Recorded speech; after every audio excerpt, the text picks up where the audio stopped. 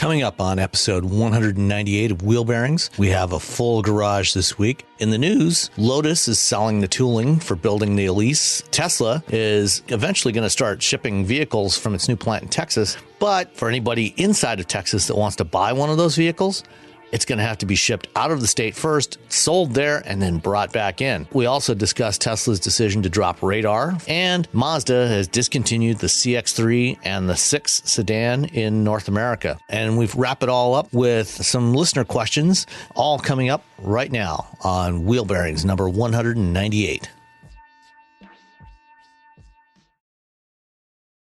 Did you know you can support Wheel Bearings directly?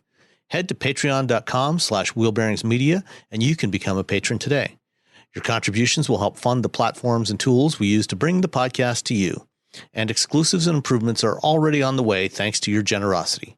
So if you want to be part of an automotive podcast like no other, head to patreon.com/wheelbearingsmedia. We've updated the Wheel Bearings merch store, and now there's a whole bunch of new choices, new colors, new styles, t-shirts, sweatshirts, hoodies, hats, mugs, travel mugs, stickers, aprons, tote bags, you name it. You can get your Wheel Bearings merch at shop.wheelbearings.media. Go check it out. That's shop.wheelbearings.media.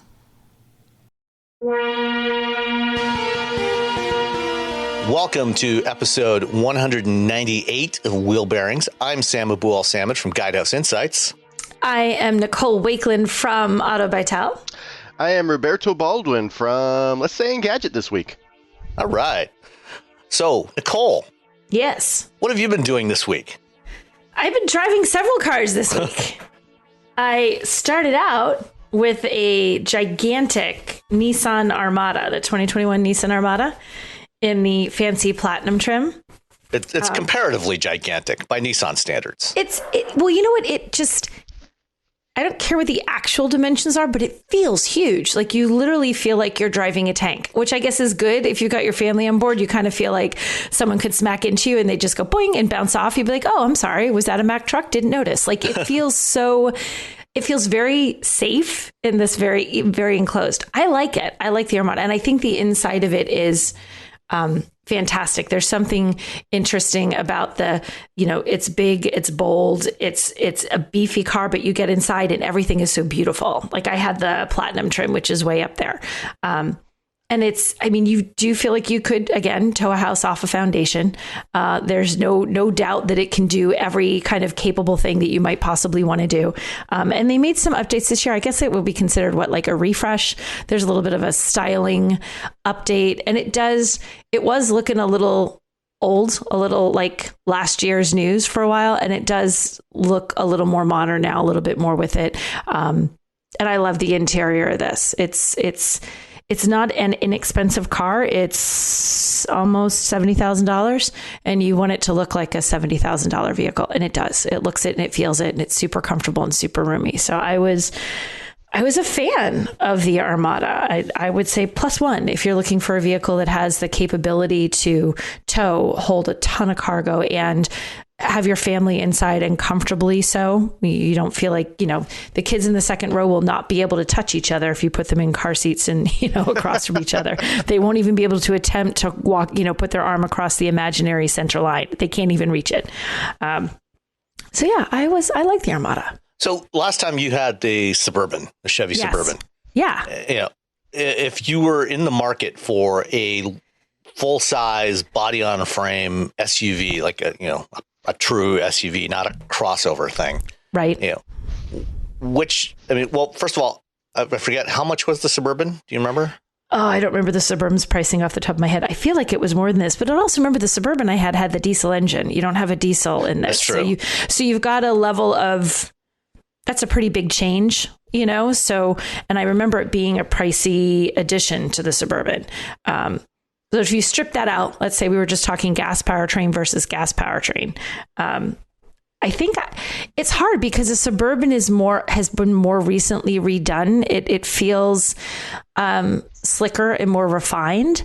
I don't know that driving wise it does, just in terms of the interior impression. I mean, these are vehicles that if you're getting something this big with this kind of seating, you're carrying a family a lot. Like, why would you bother getting something this big if your family isn't in there and you aren't doing a lot of road trips or, weekend adventures to the cabin or something? And I think the Armada has a nice combination of feeling upscale, but also feeling like your kids aren't going to destroy it in 2 seconds. It has a certain durability to it. And as far as driving them both, what I was saying in the beginning, the Armada just really, it feels tough. It feels substantial. Not that the Suburban doesn't, but the Armada feels more substantial to me than that. So I think, despite it not having been all new for quite a while, with a little bit of a facelift that they did, I think I would go Armada. Yeah, I mean, the Armada, along with the Infiniti QX80, are both based on the Nissan Patrol, which is an SUV that they've been selling overseas for a long time. And the current generation of the Patrol, which is basically what they're still building now, that actually debuted in early 2010. So this thing is, more than 11 years old, this current generation. It's gotten, several updates along the way, but it's still the same basic vehicle they launched over a decade ago. And, it doesn't look fundamentally different. The most different now is when they refreshed the QX80 a year or two ago. After they launched this generation of the Armada in 2016, a couple years later, they refreshed the QX80 to kind of separate it a little more visually. It's got a different grille, different lighting, things like that. But, this is really kind of an old vehicle. It is. But it doesn't, I feel like just the little tweaks they made this year, the styling tweaks inside and out, were just enough that you don't look at it and think, oh, this is an old Nissan product. It just doesn't feel, it felt like that to me last year. Last year, you kind of looked and went, this sucker's old. Now it has a little bit of an update so you don't feel it. And by the way, I went and dug out the Monroney for that Chevy Suburban that I was driving last week. So the Armada that I have is $68,250, which is not cheap. The Suburban was $82,465. That's a significant price difference. Huge price difference.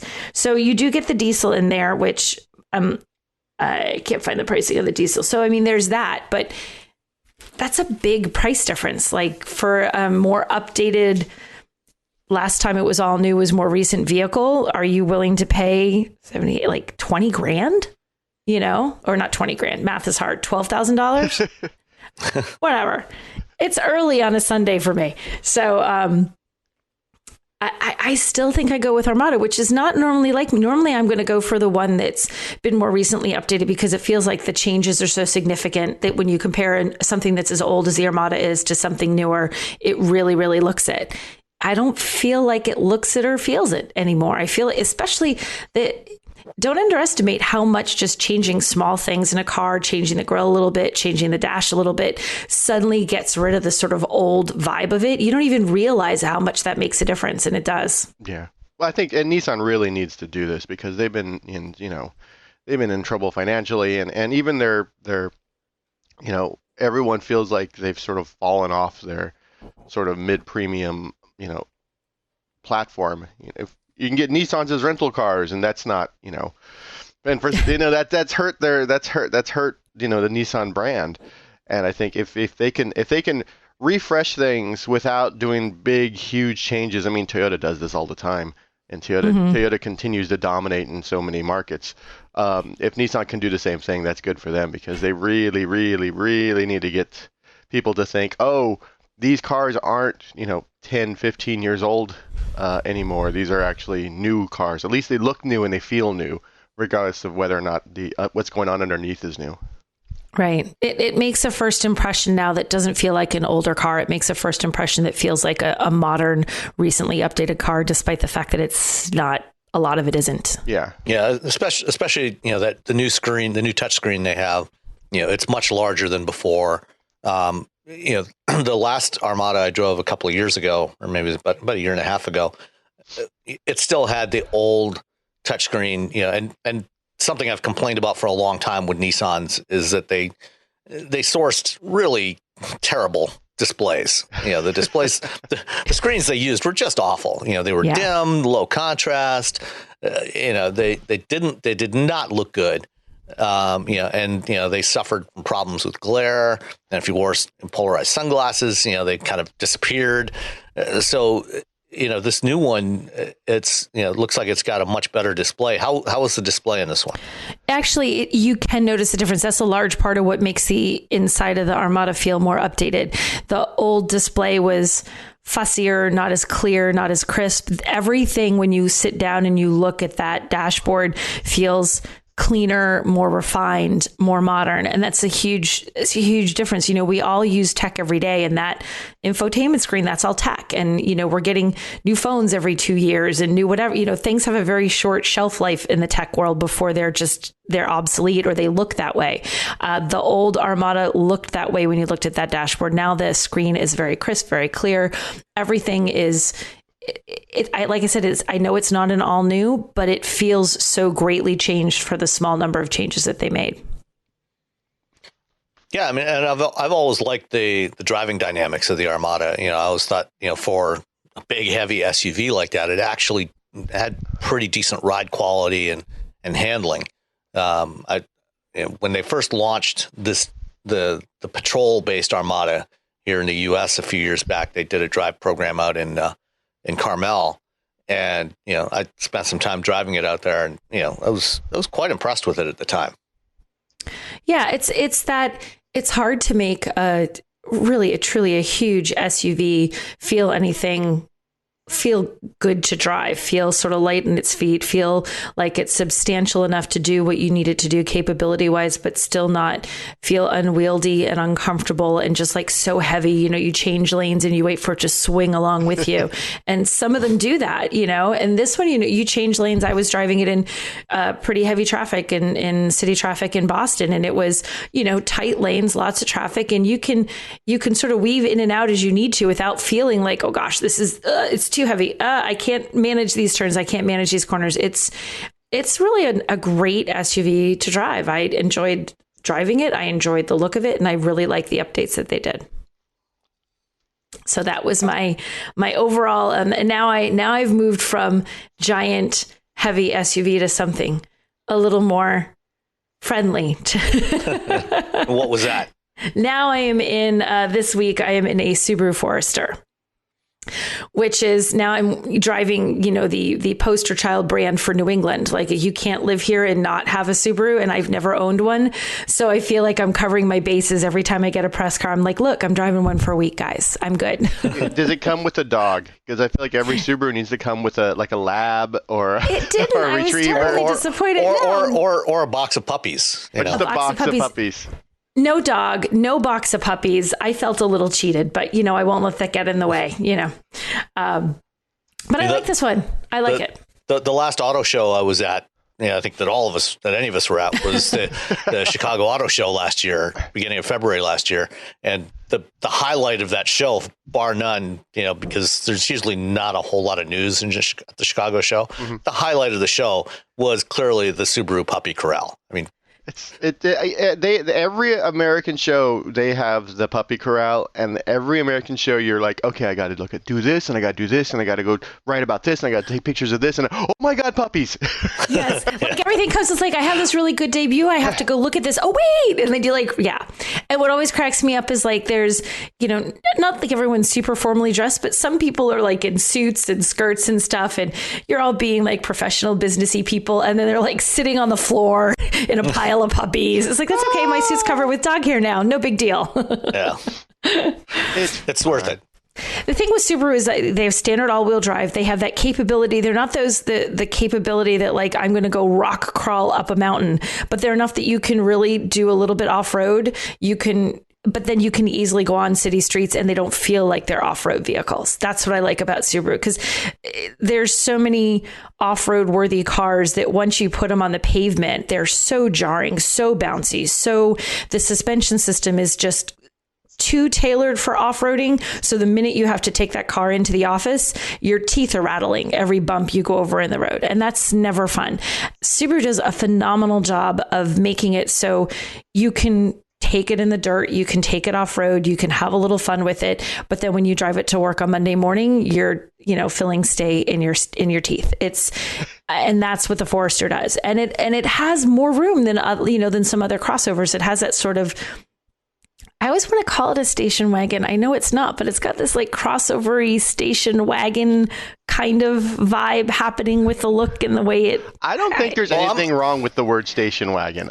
One of the first cars I drove. Except that Americans won't buy one. Except now that I just like, no one's going to buy it. As long as you don't say it to the average buyer, it's like minivan. As long as you don't say the word minivan, if you show someone a minivan, they're like, oh, that's cool. But then you say the word minivan, they're like, oh, no, never mind. I think it's right. There's this like bad perception, but I'm like, it kind of sort of is like a station wagon, and station wagons are kind of cool. There's good reason. Like minivans, there's really good reasons to buy them. Station wagons, there's really good reasons to buy them. So I think the Forester walks that line between crossover and station wagon and leans more towards station wagon than a lot of other vehicles. And I actually like that about it because it has a huge amount of room. We went and got bark mulch yesterday because yard work in 40 degrees in New Hampshire because it's only May.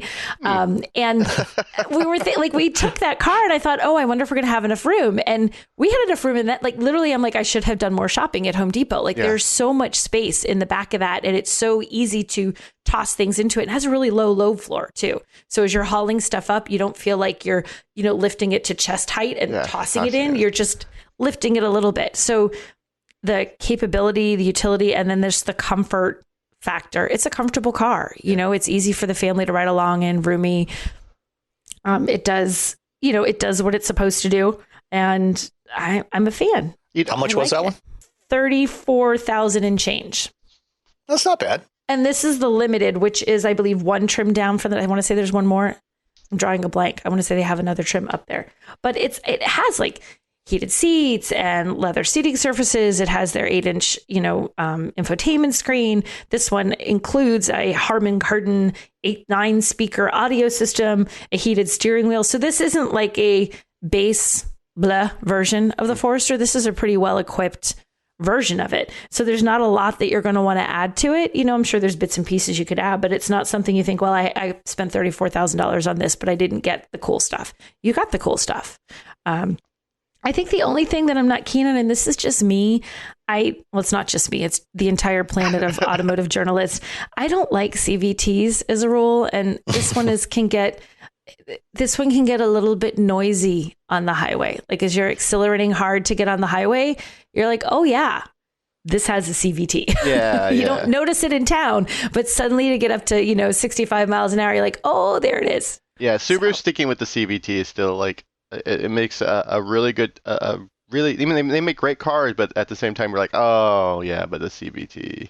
Right. Just get rid of the CVT and then But, I feel like the people who buy it don't care. That's the weird thing. I don't think they do either. Yeah. Because you're not, it's like, even if it's a little bit, and it's not like horrifically noisy like they were a few years ago, but I'm aware of it. But you're not buying is it the noise car? of the transmission or the engine just because of where this the revs that the CVT is putting it out when you're accelerating? It's the engine. It's what the CVT does to the engine, I should say. Yeah. Okay. So that you hear it. You're driving a CVT when you're trying to get on the highway. It's just weirdly mapped, I think. Is that what it's just? I don't know. It's doing the motorboating thing where it revs up to 4,000, 4,500 RPM. You don't just hear sits it there. in town driving, but as soon as you start to get on the highway, it's like, oh gosh, that is loud. And then once you get up to speed and you ease up a little bit, it's like, okay, I'll calm down now. But that hard acceleration, you just reach over and turn up your Jack Johnson CD, and then you're like, just drown it out. He plays. I can't, for the life of me, I can't think of a Jack Johnson song, but it seems like the kind of, if you had a Forester, that's what you would have. That's what you would be playing. Yeah. Jack Johnson or NPR, what's NPR. I don't know that could drown it out. NPRs, they're just that's true. They're delivering. Yeah. So they need they need a whole commercial where they show listen to the old CVT with NPR, then listen to the new whatever transmission, and you can hear Ira Glass say whatever he's saying. And they're like, the new Subaru, and then there's a dog driving. Because there has to be a dog. What's funny is that they have the Forester like Sport, and all they do is put little red trim around it. And for some, but red is sporty. But it looks, for some reason, whenever I see one of those, like that looks really good. And it's just like some little red bits they add to make it look better. And for some reason, that's why there's like a million appearance packages on all these different cars out there. It's like, what is, it's the Trail Boss edition. What does it do? It has red, or it has green, or we put a slightly larger spoiler on the back, or it's like they did almost nothing. They changed the color. You're like, ooh, yes, I will pay an extra $3,000. You get a Polestar engineered Volvo, and it comes with yellow seat belts. Yellow seat belts. Exactly. The yellow Suddenly, seat belts. That car got cooler. Yeah, Just it's so like all much it takes. better. Yep. Those yellow seat belts. Midnight. Midnight's the big black. Just a little, black everything out. Just a little bit of color, or black everything out. So you're just like stealthy, like FBI van version of whatever car you're driving. Well, I think that Toyota just this week announced a midnight edition of the Prius, all blacked out. Come on. So does it make the Prius actually look like a badass car? Well, it just makes it look less. So it's not quite as noticeable. Well, I can't see it, so it's a little bit better. Yeah, exactly. It doesn't show up on radar, stuff like that. Yeah. I don't think Priuses actually show up on radar anyway. I think that they are completely stealth, regardless of what color they are. You can never see them. I think they're just invisible. I was going to say because they don't go fast enough most of the time, but I had a video shoot this week, and the support car was a gray Prius. And so I would have to follow it in like Bay Area traffic, and it would be right in front of me, and it would disappear. I'm like, oh God, where'd the car go? Where'd the car? Oh, it's right there. It's right there. It's right there. Okay, I could tell it was the car because it had a GoPro on it. That's the only.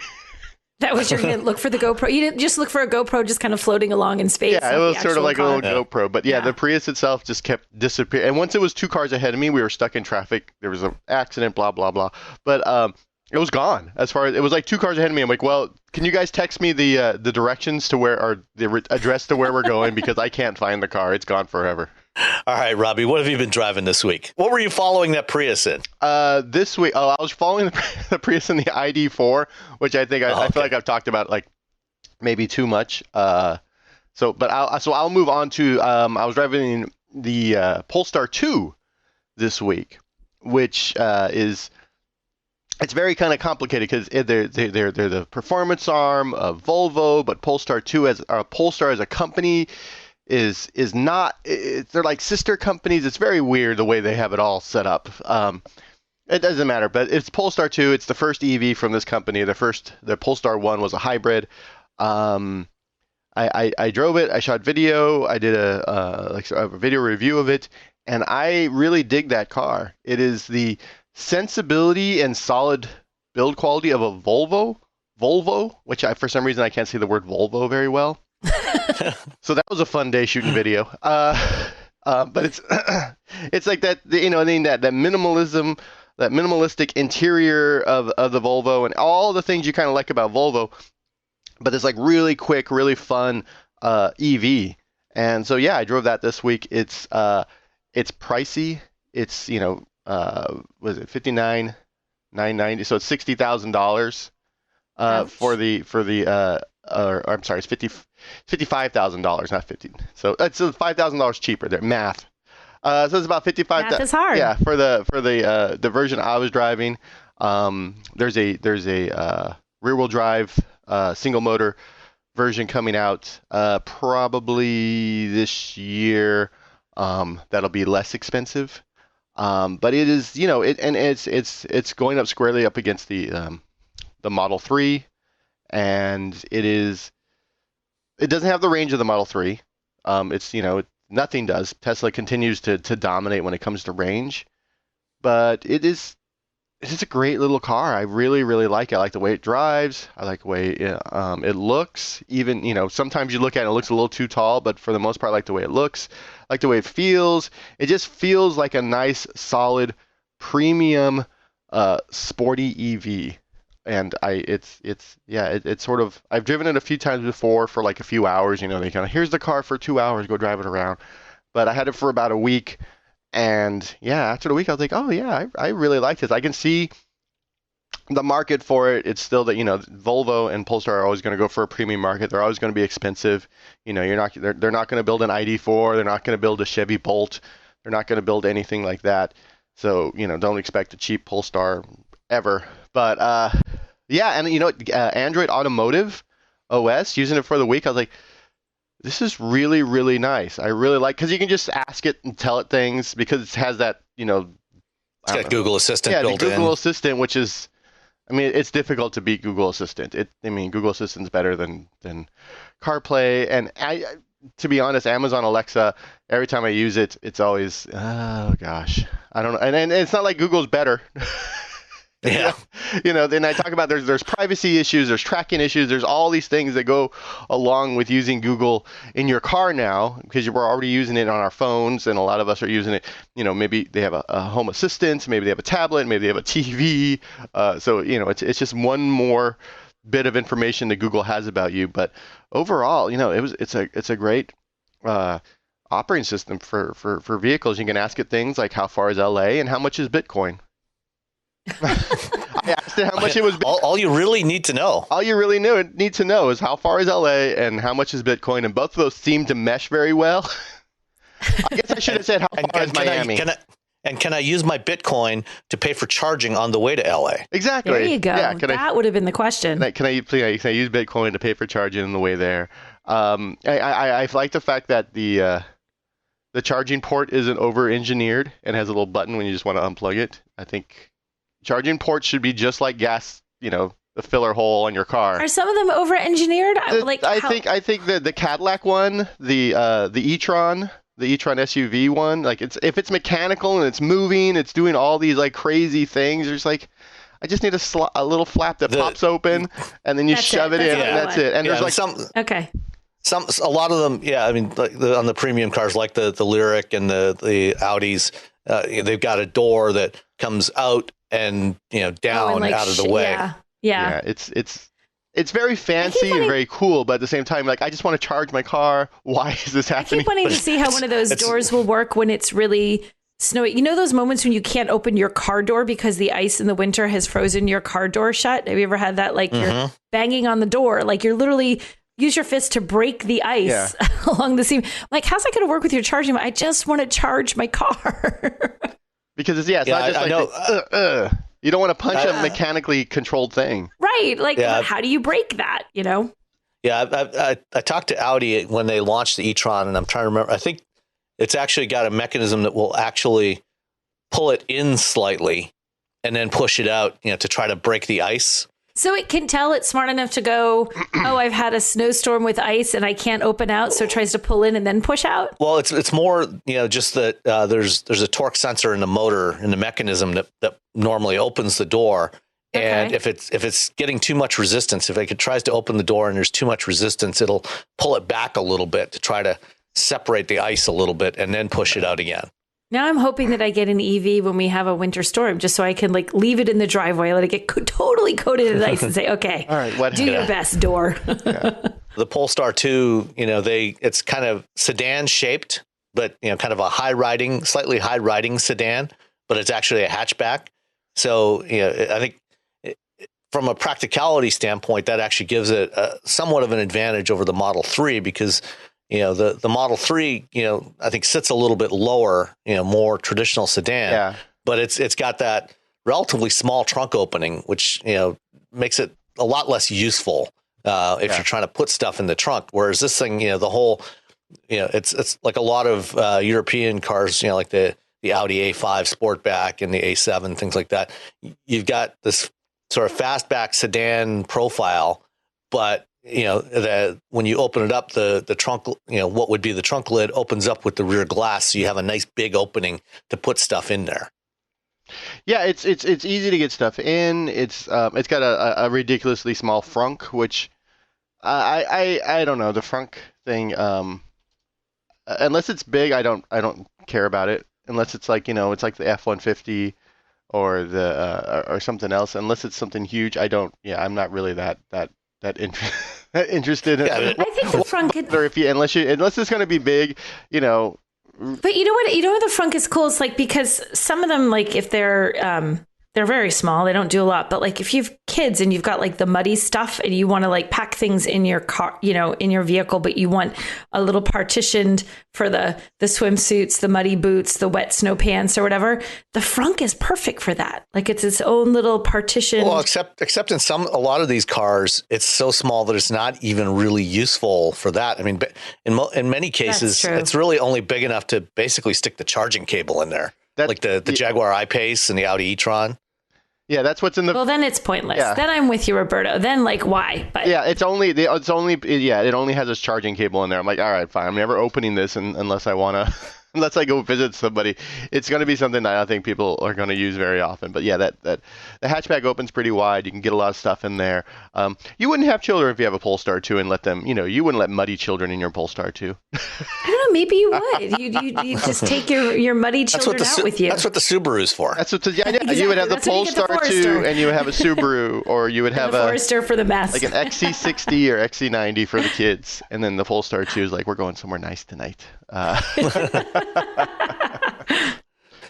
So the Polestar wasn't the only thing you had this week. Yeah. What else you've been driving? I've also been driving the the Honda Ridgeline, and Honda has they've been talking about the Ridgeline for forever, that it's it's pretty much all the truck that most people need, and it is marketing speak, and it is completely true. After driving it this week, we picked up some giant fence panels from a Tractor Supply store. I'm probably going to go use it to pick up some mulch later. I know that for some you're always buying mulch when you own a house, by the way. When you buy a house, you're just buying, even if you don't need it, you're just, I guess I got to pick up some mulch. You got to keep it in stock. You never know when you're going to need more. Yeah, mulch. And you use it for towing. So it'll tow towing capacity is 5,000 pounds, which isn't huge. It's not like, the Tundra or the Tacoma beats it in towing. But I mean, for most people, that's more than enough. They gave it to me with a Honda Talon on a trailer. So I took that out yesterday, and so yeah, it was fine. It driving it, it was towing. It didn't feel like it was being bogged down by the Talon. The Talon's not that. It's a side by side. It's like I guess like the equivalent of like a modern day dune buggy. Is sort of the easiest sort of comparison for those who don't know what a side-by-side is. Yeah, I took it up to a park. I drove it around, but yeah, it's I think Sam earlier said the brakes could be a little bit better, and I think that's true. I think the brakes could be about 10% better, but I feel like most cars the brakes could be about 10% better. But you can never have too much brakes. You can never have too much brakes. I'm a strong believer in like, hey, let's all just make the brakes a little bit better, everybody. Come on, let's all get together. Let's spend a little extra money. How about you spend $400 on better brakes, and we'll give you $500 for it. How's that sound? Yeah, it starts at with the destination and handling about $38,000. Right up there with like the Tacoma. It has a 9-speed automatic transmission. It's 280 horsepower, 262 pound-feet of torque, which is it pulled the trailer, no problem. Pulled the Talon, no problem. I didn't feel like it was being other than going uphill where you can kind of feel it like working a little bit harder than let's say anything bigger, something with a V8 or a diesel, which would have eaten up that hill, no problem. But again, it's like just the right size. It's not too tall. I feel like modern trucks have gotten incredibly tall for no reason. You look at trucks from like the 80s and 90s, 2000s. They're even they can say, well, the front is this. They're not that tall, but the way they're designed and the way they make you feel when you're driving, it makes you feel like you're driving in a school bus. Because you're so tall and you can't see anything in front of you. You can see what's in front of you. Like a tradition, like an SUV. It's got unibody construction, which if you're used to driving SUVs and sedans and whatnot, it's going to feel a bit more comfortable as opposed to body on frame. And yeah, no, I turns out I'm a fan of the Honda Ridgeline after years of sort of like okay, yeah, sure, okay, and then you drive it like, oh, okay. Well, I feel like everybody sort of poo-poos the Ridgeline, like, oh, it's a truck, but not really. But it is. I think it's, you know what? I think the body on frame thing is is almost like a cult. The body on frame thing is the same thing as the air-cooled Porsche. If it's not an air-cooled Porsche, it's not a real Porsche. If it's not body on frame, it's not a real truck. And you're just like, are you gonna rip the bed off your truck and put a flatbed on it? Are you gonna why do you need the body on frame? What is your What's your ultimate goal? Why is that a necessity? Yeah. I mean, like you said, like Honda says, it's all the truck most people need. I mean, 5,000 pounds towing, that was plenty to tow, a Talon. It's enough to tow a couple of jet skis or a couple of snowmobiles, smaller trailers, even, a smaller boat, like a 20-foot boat, is, no more than about 4,000 pounds. So, you can generally do, unless you need to tow a horse trailer or something like that, or, a 30-foot Airstream, you don't really, most people don't need more than 5,000 pounds towing capability. So I think, it's plenty, and it's got a roomy cabin, and the Ridgeline remains the only pickup truck out there that has a lockable trunk in the back of the bed. That trunk is so huge. It is so deep. We threw, I took 3 other people with me, 2 adults and a child, to go drive that Talon. And so I opened up the trunk, and there was so much room in there. We stuck a bunch of helmets in there. I had a tiny cooler. I was just like, I was like looking around my house to find more things to put in there. There was way more room than I anticipated in that sort of that bed trunk, and it has a drain hole. So if you so if you do have children with messy stuff, you can throw their messy, muddy, disgusting clothing and boots and whatnot in there, and then take it out, and then later on just get the hose and hose it out. Yep. Or for your tailgate parties, just don't even bother with a cooler. Just fill the trunk with ice and, let the water drain out the bottom. And you're good. The first time I ever drove the Ridgeline was an event with a whole bunch of different OEMs, but Honda literally had it there with full of ice, what on display, and they just put all these, sodas and water bottles and stuff. And I'm like, that is a lot of cooled beverages for everybody. That thing is huge. Yeah. Yeah. And they also, they gave, it was delivered with that side by side, the Talon, and it's really that's some synergy right there, because their whole part of their spiel is people buy these, their Toyota or their F-150 and they jack it up in order to go off road and do all these things, but most of the time that car is stuck on regular pavement, driving around, and sometimes those trucks never go off road. They just look like they're ready for something that's not going to happen. And they're like, you can take the Ridgeline. Yes, you can go off road with it, but it's not going to be a rock crawler. But we have this entire division, our power sports division, of motorcycles and side by sides and jet skis. We own a jet if you guys want to. Which, by the way, is a great jet. I love the Honda jet. If you're in the market for a jet, so it's very, $5 million. It's very much like, hey, you can tow all the other things we make, and actually have fun off-road versus, driving your truck off-road. And to sort of jump over to the Talon, where I went, they didn't have trails for side-by-sides. The trails were all for motorcycles and ATVs, quads. But they had a 4x4 area for big, 4x4 trucks that I could take the side-by-side to. And they were all driving 5 miles an hour up things, and I'm just flying by. I think I was having, it's fun to take your, the car you drive every day off road. And you're like, oh, look at me, I'm driving, real slow, and I can go, look at the things I can do. But then some jerk and this tiny little dune buggy thing just goes flying past you and just flying over things. You're like, oh, maybe I should have bought that. Yeah. I chose poorly. Yeah. So overall, yeah. And that Talon, man, that thing it's about $21,000. It's not cheap. They have a 2-seater and a 4-seater. I had the 2-seater, about 104 horsepower, 1,000 cc engine, and it is, if you like off-roading, and especially if you're getting older, if you've been riding motocross, it's you don't even have to be a motocross person. Just get in and drive it. It's got a DCT. It's better than the Subaru. It's got the dual clutch transmission, which is like the Polaris. Their main thing has a DCT, And that dual clutch transmission is outstanding because it just goes. It just boom. Because you know that CVT, when you first start off, it's like, okay. Right. Yeah, the DCT it's great on the road. It's a little bit tougher though when you're trying to get on the trailer because it's just like instant, let's go, instant torque because it doesn't weigh anything. Yeah. All right. I also had a giant SUV the past week. I had the Cadillac Escalade Sport Platinum. Again, I actually had one a couple of months ago, but that one was missing one key feature that I was looking for, which was GM's second generation Super Cruise system. So, the Escalade, like the GMC Yukon and the Chevy Tahoe, comes in two lengths. You get the standard length, which for Chevy, they call it the Tahoe. The longer wheelbase version is the Suburban.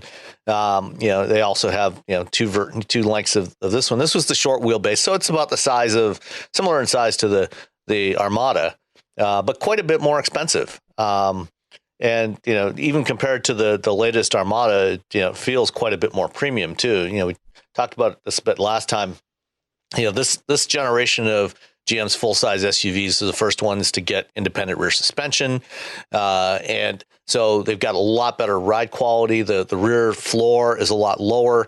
So that third row seat is actually up off the floor now. If you've ridden in previous generations of GM's SUVs, if you tried to get back into that back row, the seat was always mounted on the floor because the floor had to be higher to allow room for the rear axle to move up and down. That's no longer an issue with this thing. The differential stays in one place, so they can have a lower floor. It's a lot more comfortable to sit back there. You even have decent amount of leg room. You're not in a knee up kind of position you were at the old Escalade or Suburban. And this one's still got the big displays. 3 giant OLED displays. Spans about 37 inches across, including 17 inches for the infotainment screen in the middle. But what really differentiated this one, as I said, from the one I drove a few months ago was Super Cruise. I drove Super Cruise back for the first time back in the fall of 2017 when they first launched it on the Cadillac CT6. And for a variety of reasons, GM opted never to add that version of Super Cruise to any of their other vehicles until now, because the electrical architecture in those vehicles didn't support over-the-air updates for everything.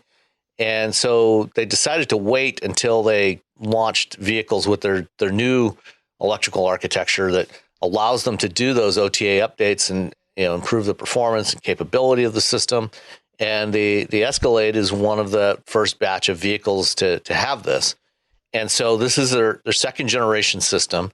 It still uses 4 cameras, a forward-facing camera, a rear camera, and 2 cameras on the mirrors that look down and keep track of where the lane markings are relative to the vehicle or where the vehicle is relative to the lane markings. It's also got 5 radar sensors. And then there's also a driver monitor infrared camera on top of the steering column that looks at you, because this is a hands-free system, but it's not a fully autonomous system. It's intended to be supervised, so you do have to keep your eyes on the road. You don't have to put your hands on the wheel when it's active, but you do have to watch the road and be ready to take over. And so GM was the first one to use this infrared driver monitor system to watch your face and watch your eyes in particular to see where you're looking. And so if if the system decides you need to take over, or if you're not paying attention, it'll start to alert you. Cadillac has the nice haptic seats, so that instead of an annoying audible tone, it actually just buzzes the seat when it's trying to get your attention. And it has a light bar in the top of the steering wheel as well to give you a good indication of what mode you're in. When it's green, Super Cruise is active and working. When it switches to blue, it's ready, but it's not active. And when it's red, it means you need to be taking over control. One of the new features that they've added for the second generation version is the auto lane change. So all you have to do is tap the steering column, the turn signal stalk, and the sensors will start looking to see if there's anybody in the adjacent lane in whichever direction you tap. So if you tap the left turn signal, it'll look to the left or look to the right for the other one. And when it's all clear, it'll execute the lane change and just continue on driving. And it works really, really well. I mean, it was during the week I had it, it was pretty much flawless. Did it feel really smooth changing lanes? I always wonder about that, like with the lane change thing. Was that like you've looked and you said, okay, I can change lanes. Like if you were driving, when you hit that, is it as quick as you are to go, yep, I've got room? Or are you sort of sitting there waiting? Or is it giving that weirdly like, oh no, I need room for two cars, not just this car to get in there? Does it seem like it makes intuitive sense to you? I would say it's relatively conservative for safety reasons, but it's not overly so. So, I mean, there are spots where, I might have gone, a little bit quicker, but not by very much. It wasn't annoyingly slow. Okay, so it wasn't enough that you thought, come on, change lanes. It's clear. Get a move on. It wasn't annoying. Yeah, no. I mean, as soon as it was clear, it would go. So okay, cool. And it was very smooth in operation. No jerking around or anything. So I liked it a lot. And as these systems go, Super Cruise, is still, I think, the best system out there in terms of its reliability and ability to accurately judge what's around it and do the right things. It is a little more limited than, some of what Tesla's autopilot can do. Like it doesn't do, on-ramp to off-ramp navigation. You don't give it a destination. It just tries to follow the road. You get on the road, on the highway, and it is geofenced. So, it's using high definition maps. So it knows, more than 200,000 miles of divided highways. That's the only place it'll let you activate it. It won't let you activate it in the city or, on rural roads, things like that. So, they've biased it towards safety. But the things that it does very well, and it does more now than it did back in 2017. I think it does it really great. Does a great job with it. The last time I drove the Escalade, it was still wintertime. And, in the Escalade, you have the choice of two engines. You can get the 6.2 liter V8 or the diesel that you had in the Suburban. And there's no price premium for the diesel. You can pick either one for either engine for the same price. And both times I've had the gas V8 in the Escalade, the V8, when I had it before, in the wintertime, it only got about 14 miles per gallon. This time I averaged about 17 miles per gallon because it was warmer out. But GM Chevy small block or GM small block V8s are, fantastic engines. You really can't go wrong with one of those. But it was nice to see it was a little more efficient. But I think, if you're doing a lot of, especially highway driving, I would definitely recommend, taking a look at the diesel as an alternative, especially if you're going to tow with it. But just in general, if you're planning to use this, a vehicle like this with Super Cruise a lot, you might want to consider the diesel, which gets you up, into the mid 20 mile per gallon range, which would be a lot more tolerable. The Super Cruise package on the new Escalade is a $2,500 option. When it first launched on the CT6, it was $5,000. So it's the price has been cut in half. And one thing we know now that we didn't know back in 2017 is that, because it requires, updated maps all the time, it does require you to have an OnStar connectivity package, and GM includes 3 years of that OnStar connectivity when you buy the vehicle. But then after that, you have to pay like $25 a month for an OnStar subscription to keep using Super Cruise. And the early CT6s, this came up a year ago when some of those early CT6s started hitting that 3-year mark. All of a sudden, people started getting a bill from GM. It's like, you got to subscribe to OnStar. A lot of people were not pleased with that because it wasn't clear when they bought the vehicle that was going to be the case. Now they're making it a little more clear that you have to do that. And the same is going to be true for all the other automakers, Ford with Blue Cruise and Nissan's ProPilot version 2 that's coming. They're all going down this path where you'll get a few years of use out of it, and then you have to pay for a connectivity subscription after that to continue using it. So would you pay $2,500 extra to have that if you were in the market for a Cadillac Escalade? It depends on what my driving, what my use case was for driving. If I was still doing a lot of commuting on the highway, I might well do that. Because, it does make long highway drives easier. And this is one of the things about all of these types of hands-free systems or assist systems is even though you can now take your hands off the wheel, you still have to pay attention. And so it's reducing the cognitive load on the driver in some respects because, you're not constantly trying to follow the road. But at the same time, because you do have to pay attention, it's creating a different kind of cognitive load. And so I don't know that it's necessarily more relaxing. It's easier in some ways, but it's more challenging in other ways because of that need to continue supervising the system. I think, GM does the way they've got it set up. They've done a really good job of, making it very clear to the driver when the system is active or when it needs you to take over, much more so than I think any other manufacturer has to this point. So I think that's a good thing. So we'll see, how things turn out with some of the other systems, hands-free systems that are coming to market this year. But for now, I still think Super Cruise is the best of these systems, and even more so now with things like the lane changing. The last morning I had it, I was driving up to Hawley, Michigan for the Nissan Pathfinder drive, and I got on the highway, engaged Super Cruise, and didn't touch the steering wheel again until I got off the highway, 60 miles north. All I did was tap the turn signal a couple times to change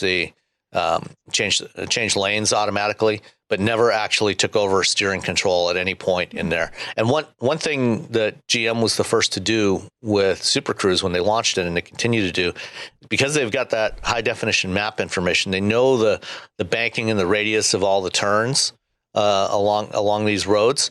And so one of the things it does as you're going along, if you're approaching a curve that the maximum safe speed through that curve might be less than what your current set speed is for the system, it will automatically slow the vehicle down as you enter the curve and then resume your set speed as you pass the apex of the curve. So, there's a couple of curves along in the highway just on the north side of Ann Arbor, where I had it set at 75, and it dropped the speed down to about 63 as it went through the curve, and then resumed the set speed I had, and then did the same thing again for the next curve, and then just stayed at the same speed for the rest of the trip. Did it feel annoying, or did it feel like the right speed? Like it was at a speed that you felt like it should slow down to, or was it being overly cautious? No, I think it was a reasonable speed for, especially for, big vehicle like this. Yeah. And both of these Escalades that I had, the one I had previously and this one, were both in the white tri-coat paint and because they were a sport trim, everything was all black. You had the black mesh grill, and black trim around the headlights and around the side glass, no chrome or anything. It was all blacked out. This thing kind of looks like, like it would be the official ride of the commander of an Imperial Stormtrooper division in Star Wars. Yeah. It would need a cape yes. of some kind. Yeah, that's true. Yes, it would need a cape. But other than that, it was great. I was on the initial drive that they did with Super Cruise from, New Mexico to like Santa Monica, California, where they just 2 days of using Super Cruise. Mm-hmm. And more so than like you said, I think more so than a lot of other automakers, I feel like Cadillac really, or GM really did the right thing when it comes to driver monitoring, helping drivers figure out, what's going on with the vehicle with that light bar that's on the steering wheel. Initially, I was just like, this looks kind of goofy. But then when you start using it, you're like, oh, this is a really good idea, because this is exactly where, your eye sees this as you're looking at the road.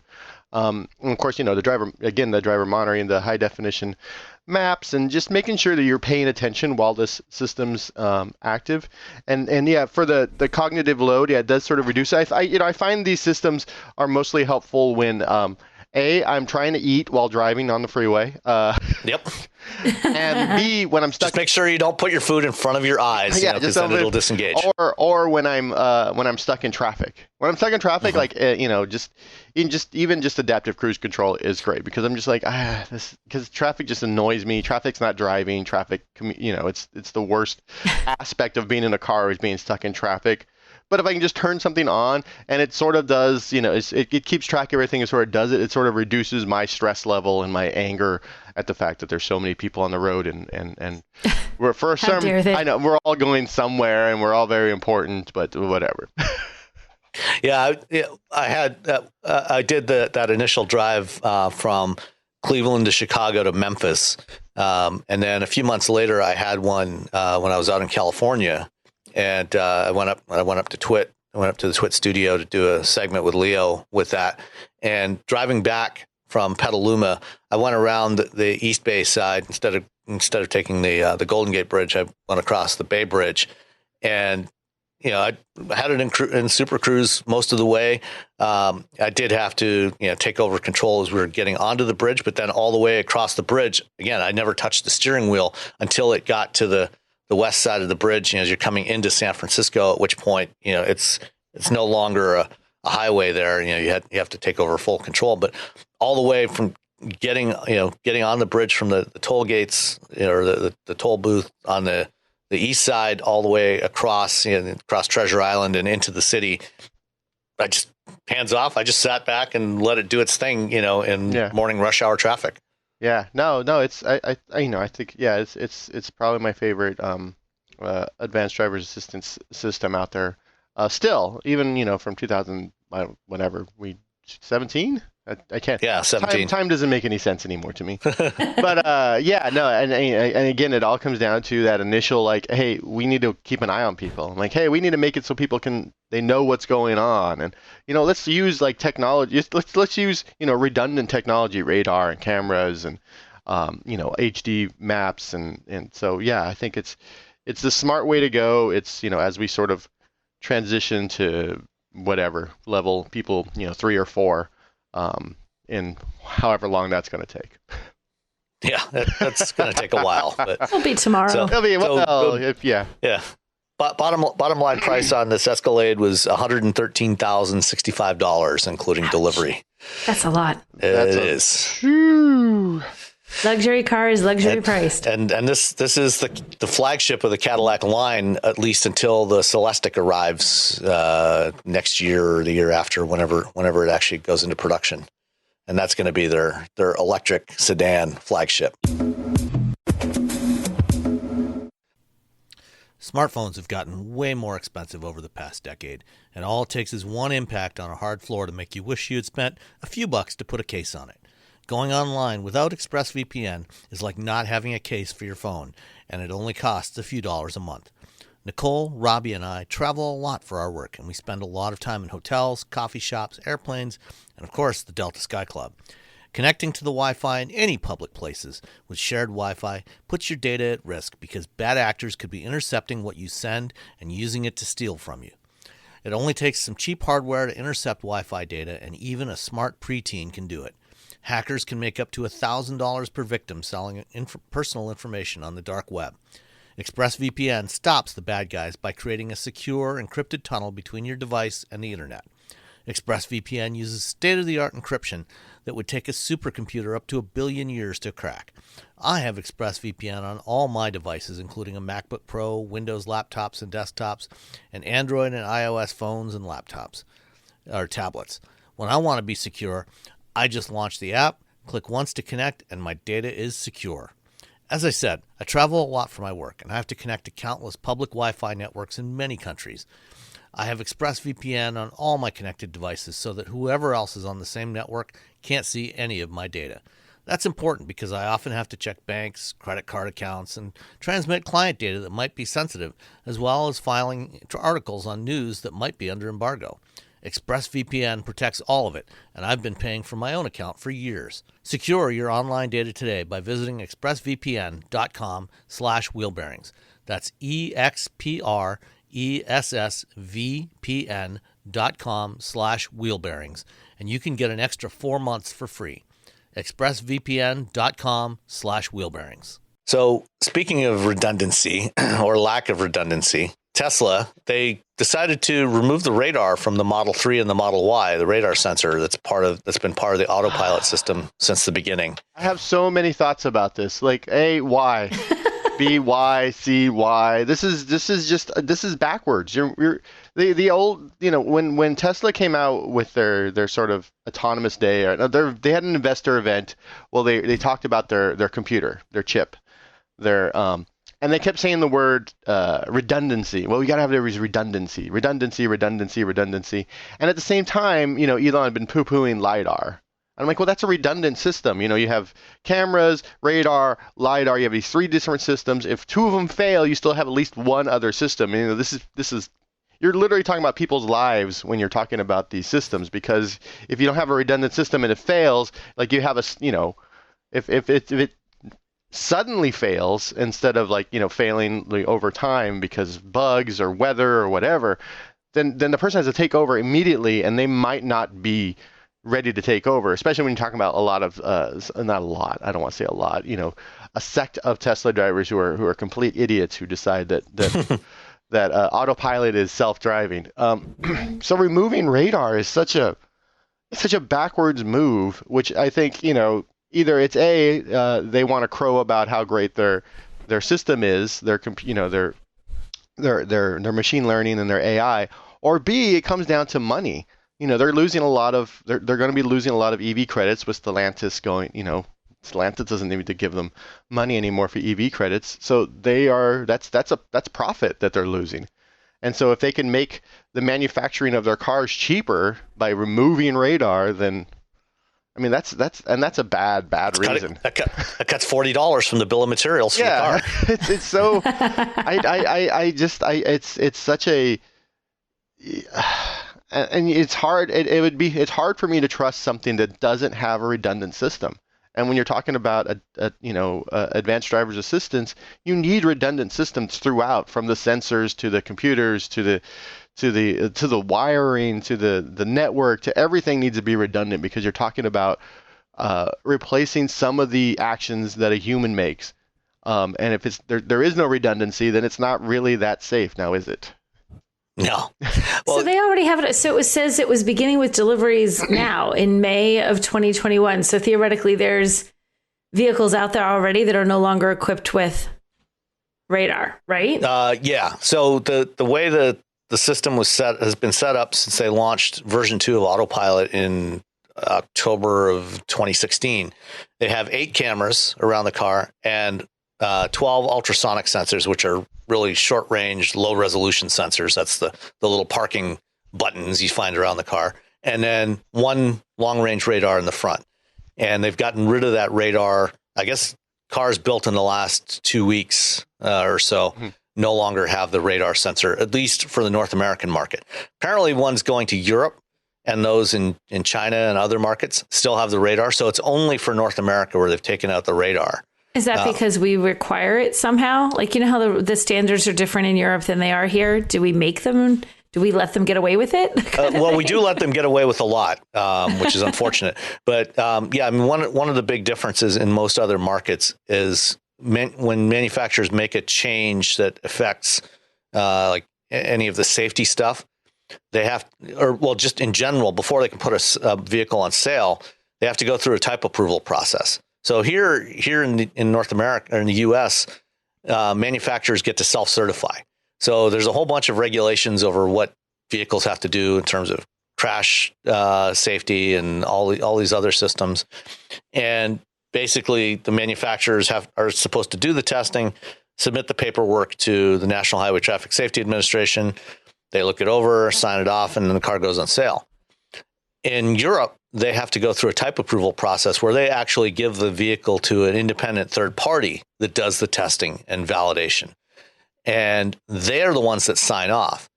And so if Tesla wanted to remove the radar in Europe, I think that they actually would have to go through the type approval process again, do an amended type approval before they could sell it that way in Europe. And I think that they probably figure, at least for now, European customers would not be too thrilled about losing the radar sensor. American customers are like, cool, whatever. Apparently, yeah. Or they don't realize it. I mean, already, within a couple of days after the Tesla made the announcement, Consumer Reports IHS. and IHS both came out and said, we're reducing the safety rating. So the top safety pick plus for the Model 3 and the Model Y from IHS went away. Consumer Reports reduced their safety rating for the car, I'm having a hard time coming to grips with this. The Tesla seems to be, particularly Elon Musk, seems to be so obsessed with doing this with cameras only, which I think is just stupid, especially if they actually have any hope of ever really getting to full self-driving, which they're not going to do with the current system. But that's, even if they wanted to get there, a big part of a fully self-driving system is it has to be fail operational. There's this concept of fail safe versus fail operational. When I was still an engineer, when we were working on ABS and traction control and stability control, one of the things you had to do was you had to have diagnostic software in there that could detect anything going wrong with a sensor or an actuator or software and alert the driver. And the driver was the backup system. So fail safe, you have to detect a fault and let the driver know, and the driver takes over. But with an autonomous vehicle, if there's no driver in the vehicle, or if there might not be any controls in the vehicle, it has to be fail operational, which means that when you detect a fault with one system, there has to be a backup, a redundant system, and preferably also diversity. So you want the redundant systems should be different from each other, not the same thing. And, then you have a system that can take over and provide, at the very least, reduced performance control till the vehicle can get to a safe location. And getting rid of radar, eliminates some of that redundancy. Having just cameras is just a terrible idea because, cameras are great for a lot of stuff, but they also have a lot of limitations. And especially the way Tesla has them configured on their car, it's problematic. And I think that, people would be foolish to buy one of these without a radar sensor. Yeah, it's the things that can sort of disable a camera are the sun. I've had cameras on, the when the Super Cruise drive, it turns out the infrared camera that was looking at me, at one point, the sun was directly behind it and pointed right at it. And so it couldn't detect my face anymore. I mean, that's the same thing, I've been. They fixed that now, by the way. Oh, that's good. But I've been in Teslas where I was driving into the sun and the autopilot system just wouldn't. It was just like, no, I'm not gonna work right now. And you're like, okay, I understand this, but you drive, the car in front of you kicks up a bunch of mud. I think you wrote about bugs. I mean, it's bugs. Salt. Even 5 minutes of driving in the winter and every sensor on your car can be coated because they're low and they're all coated with ice. Yeah. And it feels like Christmas trees have of lights on your dashboard telling you all of these self-driving functions just don't work no more. All that stuff. Nothing works. It's like drive like old school because nothing you think is going to work is going to work. And it doesn't even take like a horrible storm, just like winter, just regular winter. Yeah. The way Tesla has their cameras configured, 3 of the cameras, they've got a trifocal camera system in the front behind the windshield by the mirror, and they're all clustered together.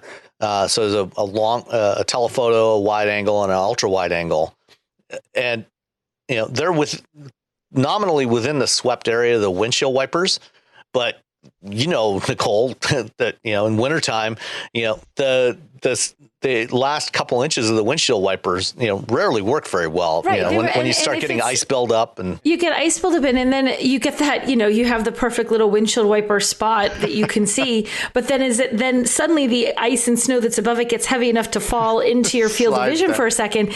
And as you're trying to get that off the window, it's blocking where those things, like sensors cannot see through that. Like I can still see where I'm going, but there's little chunks of ice sort of falling. Yeah. That's going to mess them up too.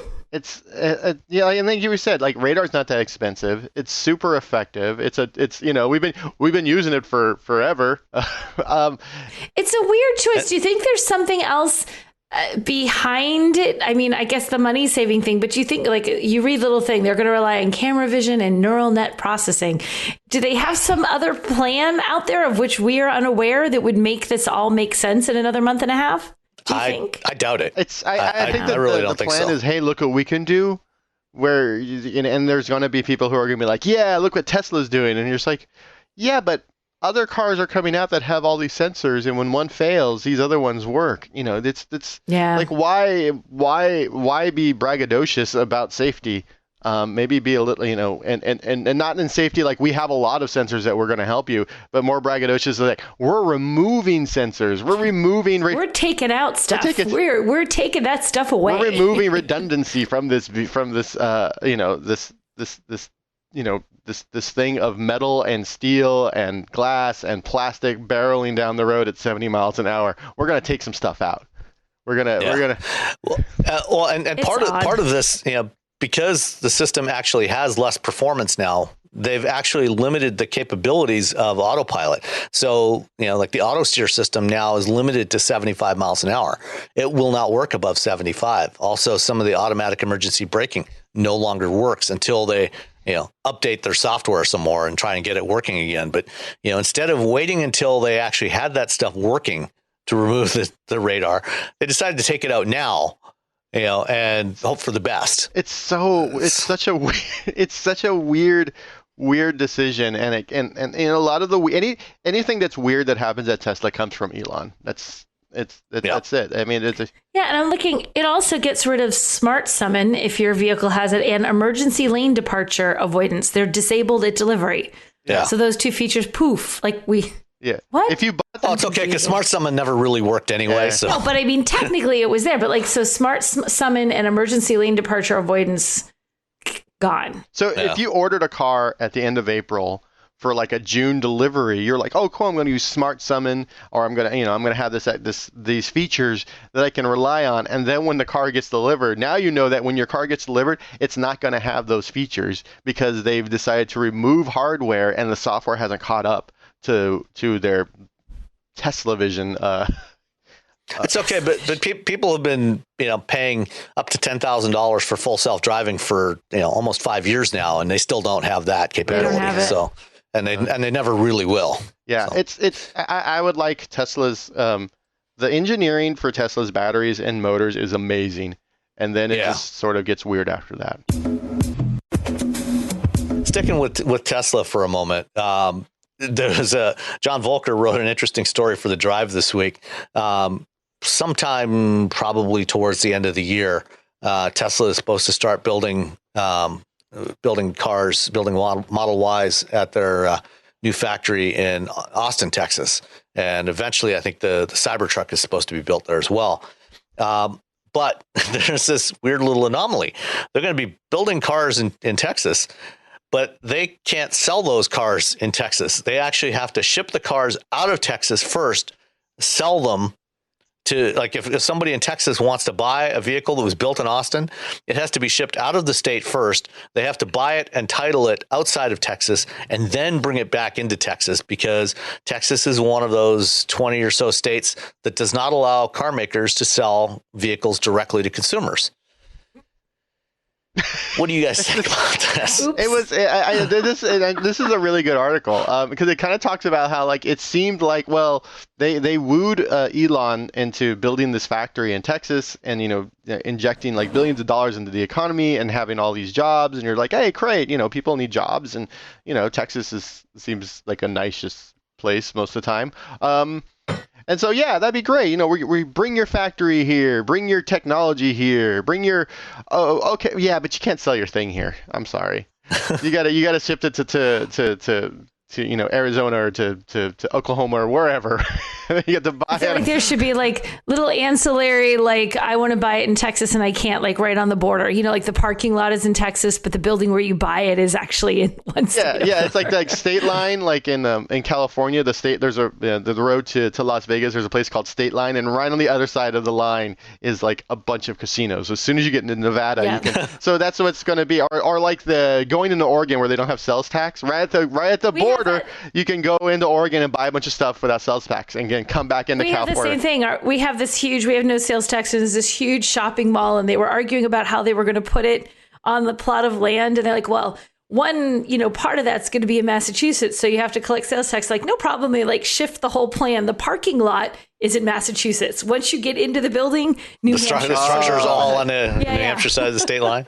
Nice. So they can collect tax on parking if they ever charge for parking. If they give Massachusetts a few minutes, they'll come up with that plan. But this is, I feel like I'm sure somebody at Tesla is, Elon Musk. He's fuming about this because he was tweeting. I'm shocked. Yeah. So you're talking about a lot of money dropped into a state after just railing against California and all of its regulatory stuff when it came to COVID and the shutdowns, and California's driving companies out, and then he builds this huge factory in Texas, and then the regulatory system in that state won't allow him to sell the actual thing he builds in that state. Obviously, Tesla is not the only company that's going to be affected by this. A lot of the other EV startups like Rivian, Lucid, and others are going to have the same issue because they want to sell directly. And I mean, there's this whole argument about franchise dealers versus direct sales.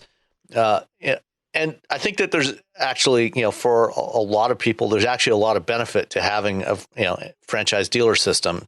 As much as people complain about the purchase process from dealers, and trying to be upsold all the time, there are advantages, both from a business perspective and from a consumer perspective, because you can have a lot more outlets.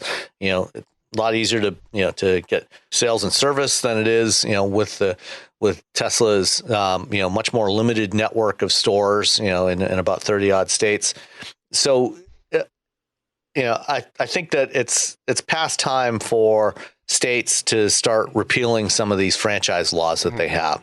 I think that it's probably not, I think it's not unreasonable to say that, okay, for a manufacturer that already has franchise dealers, maybe you can't sell direct to consumers and compete with those franchisees, because, those franchisees are independent businesses. They invest a lot of money in their stores, in the real estate, in the building, the training of their service staff, the parts, tools.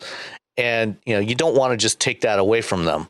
But, if for a company that doesn't have a competing franchise dealer in the state, let them sell direct. Just get over it. Yeah.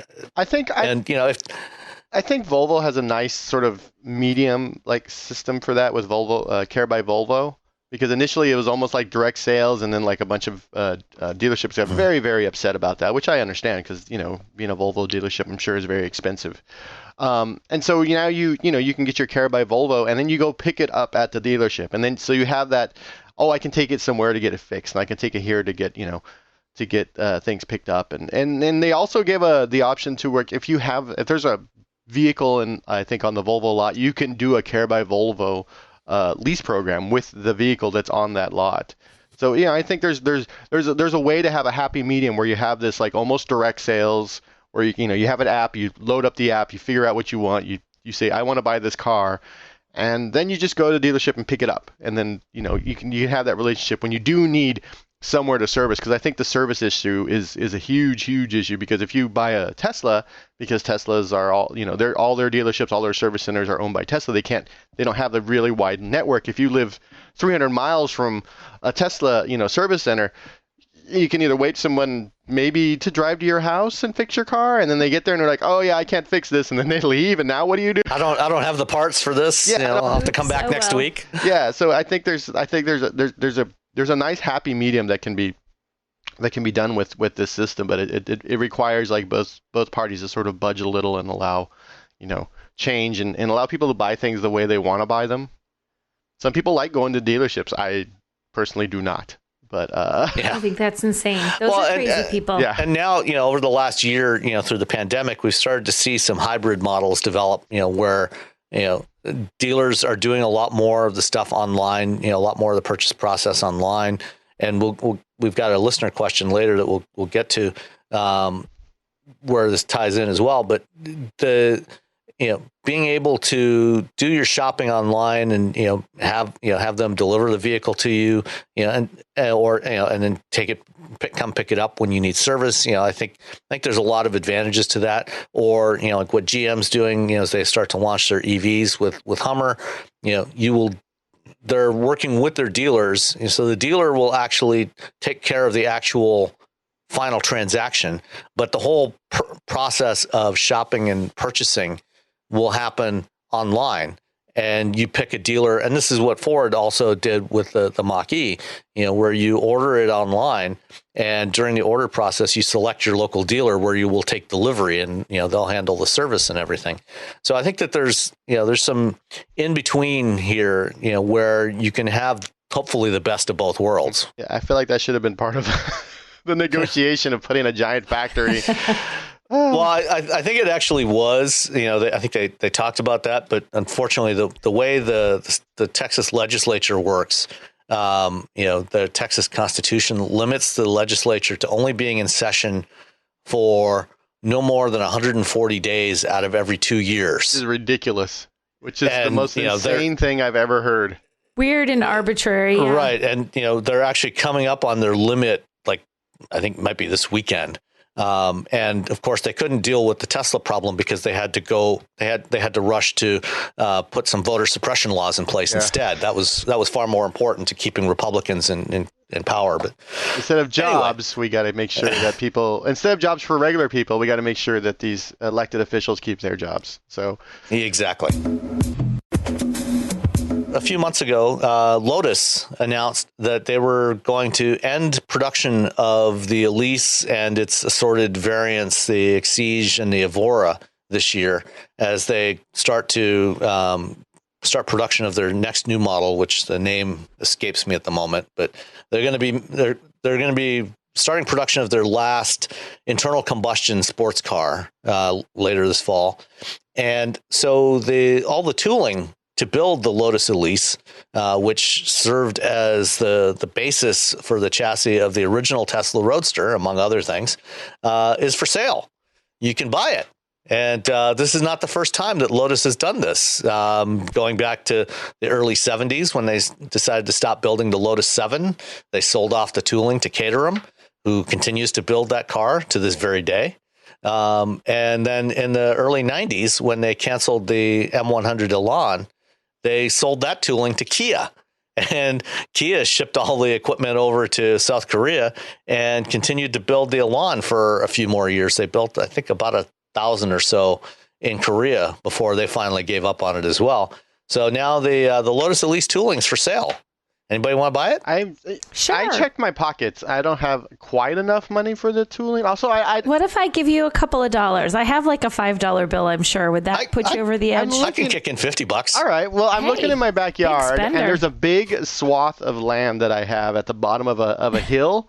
There's nothing there. It's like I don't have it fenced in. It's mostly just like deer that like hang out down there and just So we could set it up there in your backyard. It's deer and ticks. And so as long as the deer can still like hang out, I'm cool with the deer. I'm not cool with the ticks. Yeah, I could just start building Elises. I'm sure the neighbors would be totally cool with it too. They wouldn't care at all. They'd love to have that in their backyard. All right, it's a deal. One a month. We'll put it in our bed tomorrow. I'll run an extension cord from my house down that hill. That'd be fine. And finally, some sad news from Mazda. The Mazda 6 is going away from the U.S. market, as is the CX-3, which I'm less upset about. Yeah. I'm going to miss the 6. The sales have been declining. The CX-3 was, it was going to be going away anyway once they launched the CX-30. Yeah. Because the CX-3 never sold as well here. It's too small for the U.S. market. But seeing the 6 sedan is kind of sad. I always liked that car. Love the way it looks and really like the way it drives. I think most of us liked it. I just don't think, regular people want a sedan so much. Yeah, unfortunately, that is the case. I think it's when you're going up against, like, say, the Accord, that's a tough battle. Yeah, the Accord and the Camry and the Altima. Yeah, those are tough. That's a tough battle. I mean, it's I'm sad that a sedan's going away. Anytime a sedan dies, an angel loses its wings. So look what you've done, people. Look what you've done. An angel just stopped flying. Oh, bump. He's just crawling around on the floor now. So while we're talking about sedans, let's get into listeners' questions. Bryn Barenhausen sent one in, said, are we seeing the slow decline of Honda? Hate to say it, but they're falling way behind Hyundai and Kia on multiple fronts. Hybrid electric powertrains, design, both interior and exterior, and tech. They may have some loyalists, but can they compete for new drivers? What do you guys think? You know what? I kind of agree with. Okay, so I sort of agree, then also disagree. So how's that? I think they have a more nuanced. I think the Kia Hyundai have been killing it, especially on the hybrid, especially on the electric front. Like they like everything that Kia and Hyundai have been doing with electric vehicles was something that you would have expected Honda to do already. I think Honda of the 90s, Honda of the early 2000s, they would have been at the forefront of this. I think Honda now seems like and the interior of a Kia, that Ridgeline I have, the infotainment system is ridiculously bad. It feels like the very first Android tablet you may have purchased way back in the day. It is. You realize it is still running Android 5.0 under the skin. It is essentially begging you to plug your phone in because you do not want to even look at this. And so I think that's going to hurt Honda in the very long run if they don't sort of get it together on that turn, because people who are buying cars as younger people start buying cars, they're expecting something. They're expecting a level of technology in a vehicle that at least in the infotainment wise and electric wise, Honda is not delivering. That said, it's super hard to beat Honda quality. Every Honda you get in the car, you close that door, you're like, yeah, this is why you buy a Honda. Just that door close. I totally agree with you. That's the thing. Everything you said, but it comes down to, it's like, if you want a car that it's going to be solid and stable and hold up, and probably you're just going to finally get rid of it because I want a new car. I'm tired of this one. Like, it's not that there's anything wrong with it. They couldn't keep running for another 50 years. Yeah. You buy a Honda. They just keep going and they do exactly what they're supposed to do. And they are reliable, and that hasn't changed. I guess that's a good thing that hasn't changed. But yeah, on the tech front, they do feel, you wonder at what point that where's the tipping point there, where despite the reliability, the infotainment is so meh that people are like, forget it. I will take a less reliable vehicle if I can just have infotainment that feels like it's from today. Yeah, I feel like the coolest thing Honda has done in the last few years is the Honda E, which they won't bring to the United States. And meanwhile, the Ioniq 5 is coming. And I'm like, well, the Ioniq 5 is what the Honda E could have been. Right. I'm excited about the Ioniq 5. I'm very excited about the Ioniq 5. I haven't driven the Ioniq 5. I shouldn't be excited about a car I haven't driven yet. Yeah. But on paper, it looks really, really promising. Yes. So I think Honda's, they're working with GM for an EV. So we'll eventually get two of them.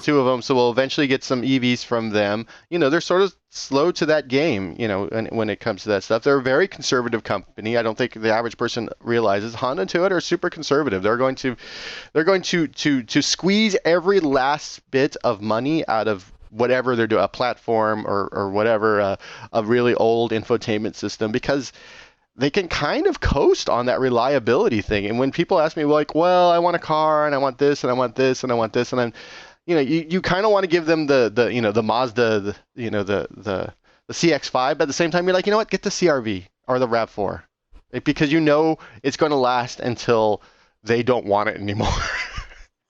I like to think somewhere there's somebody at Honda that's saying, okay, we got this reliability thing and it's going to keep us going for a while. And there's no questions, no problems, no complaints. Like, the reliability is rocking. How far, like you said, how far can we make this infotainment, this tech we have work before suddenly, and someone's like, okay, we got X number of years, guys, in X years, we've got to come out with something that's going to knock it out of the park, because whatever that is, we're going to keep that for the next 15 years. So we need, like, whatever the next iteration is, I would think would be sort of like a significant leap forward to bring them up. And then I bet they'll just kind of, okay, now hold here for a while until we have to do it again. Yeah. Yeah. I mean, we own a 2017 Civic hatchback and we love it. And in the 4 years we've had it, it has never had to go in for any unscheduled service. The only thing we've had to do is oil changes and tire rotations. It has not had a single thing go wrong with it in that 4 years. And that's not something I could say for the previous two cars that we had before that. And they were built by a German brand. So, you're right, Robbie. This thing has been dead reliable. Our older daughter, had a 2008 Honda Fit that she got, right after she got her driver's license when she was 16. She finally got rid of that car about 2 months ago. She drove it for 13 years and never had any problems with it. It was great. Finally got rid of it and got something a little newer. I had a Honda Civic, a 90 Honda Civic, about 92 for 15 or 17 years. And the only thing I broke the timing belt because I didn't change it. And at 160,000 miles, I had to swap out the clutch. Yeah, that's a wear item, at 160,000 miles. Yeah, so the clutch, there's like these weird little wear items. And it's just this thing. I ran out of oil a few times. It just kept going. Like the oil light would come on. I'm like, oh, where the hell am I? Why don't I have the oil? It had a slow leak on the oil gasket, and I never ever fixed it. Because it was like, car's just like, not a problem. I can work. I got this. We're good. We're cool. Yeah, it's and you hear. But Honda does need to do more on the electrification front, I think, besides just fuel cells. That's not going to be enough. Yeah, the Clarity line was sort of a weird. The fact that they brought us Clarity, the 3 Clarity vehicles, but won't give us the Honda E was just. I'm like, these aren't okay.